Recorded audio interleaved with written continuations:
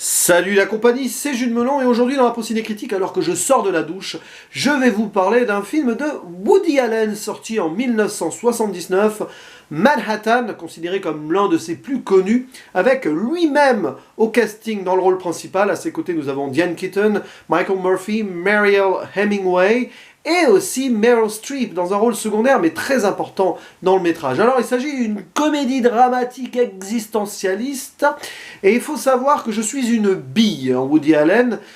J'ai tout à découvrir, ou presque. J'ai dû voir un ou deux de ses films à la télé à l'époque, alors sur Arte ou Canal+, je ne sais plus. Ce qui est certain, c'est qu'après visionnage de ce Manhattan, je peux vous dire que je l'ai découvert. Clairement, quasiment certain de cela.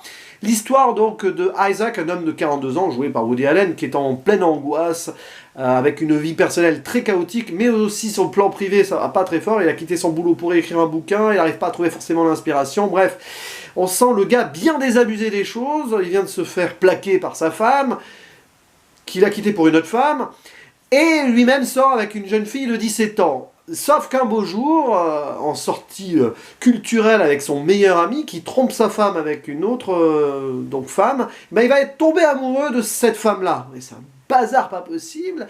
Et donc se remettre en question sur pas mal de choses, laisser tomber plus ou moins sa conquête de 17 ans, se rapprocher donc de la maîtresse de son meilleur pote, et à travers cela, pas mal de réflexions, de philosophie sur donc la vie et ses conséquences. Et c'est un film qui est assez savoureux, vraiment, à ce niveau-là, plan de narration, mais aussi stylistique. Déjà, première chose à dire, c'est que c'est filmé en noir et blanc. C'est un parti pris, peut-être pour accentuer le côté nostalgique des choses. Et le début du film se concentre sur un portrait de la ville de New York, et plus précisément donc du quartier de Manhattan, qui est un personnage à part entière dans cette œuvre. Et en fait, ici, Woody Allen déclare son amour à la ville de New York et à ce quartier en particulier, comme il le fera, ou comme il l'a fait dans pas mal de ses films, clairement. D'ailleurs, celui qui est sorti l'année dernière s'appelle Un jour de pluie à New York, il me semble. Je ne l'ai pas vu, mais bon, on voit qu'on est à peu près dans la même thématique. D'autant plus qu'il y a une scène où il pleut, à un moment, donc dans ce Manhattan. Et alors, c'est pas forcément mon style d'œuvre, voilà, c'est pas le genre de truc que je vais placer au top de mon panthéon personnel, par rapport à son approche, c'est assez particulier.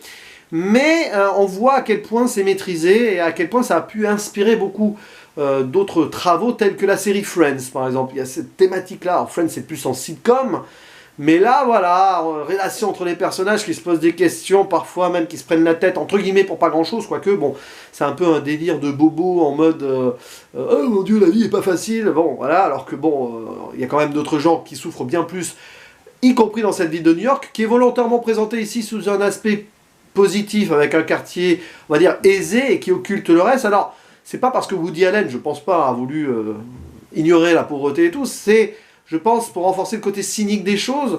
Peut-être ici critique-t-il une certaine forme de bourgeoisie new-yorkaise, cette intelligentsia là qui est représentée par tous ces personnages qui parlent à tort et à travers d'art dans tous les sens, de cinéma, de littérature, de peinture, de philosophie parfois, on sent qu'ils s'en gargarisent un peu, mais tout en renforçant le côté burlesque, ou cynique plutôt, de ces discussions-là, ça habille aussi le film de certaines thématiques intéressantes. Donc c'est à cheval entre la parodie et le film très sérieux. C'est ce côté un petit peu cinglant que Woody Allen met, je pense, dans beaucoup de ses métrages. Alors voilà, j'en ai pas vu énormément, pratiquement aucun, mais je connais un petit peu la réputation du bonhomme. Et sur le plan stylistique, donc au-delà du fait que ce soit tourné en noir et blanc, que ça présente la ville de New York, voilà, sous un beau jour, on a envie d'y aller, quoi. Quand tu vois ce film, tu te dis, tiens, allez hop, je vais prendre le premier avion, et hop. Bon, c'est un peu compliqué en ce moment, mais bon. Et il y a des plans qui sont géniaux. À un moment, par exemple, Isaac se retrouve donc avec la maîtresse de son meilleur ami, qui s'appelle Mary, assis sur un banc avec le pont, un des ponts, donc un des 21 ponts qui relie Manhattan à la ville de New York, enfin bon, voilà, vous voyez ce que je veux dire. Ça rappelle Manhattan Lockdown qu'on a vu récemment avec l'ami Boomster. Bref, il y a cette magnifique peinture cinématographique, quelque part, où on voit les deux qui se rapprochent, assis sur un banc, alors que l'aube se fait sur la ville, et le pont en fond, c'est magnifique. D'ailleurs, c'est la miniature que j'ai choisie pour cette vidéo, et c'est, je crois, aussi l'affiche du film.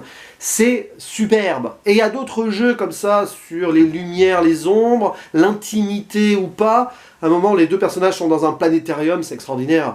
Il y a une discussion en ombre chinoise quasiment, c'est fort.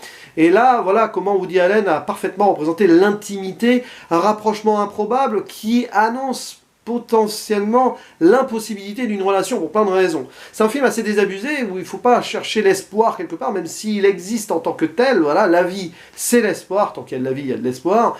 Et à un moment, le personnage qui est complètement désemparé pour des raisons que je n'expliquerai pas ici, et qui se met à faire la liste des belles choses, des raisons pour lesquelles la vie mérite d'être vécue.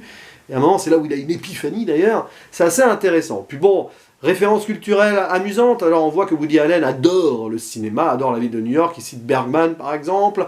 À un moment, il y a une référence, c'est assez amusant, au Lolita de Nabokov, qui a été adapté en film par Kubrick, puisque le personnage Isaac, qui a 42 ans, sort avec une fille de 17 ans, voilà.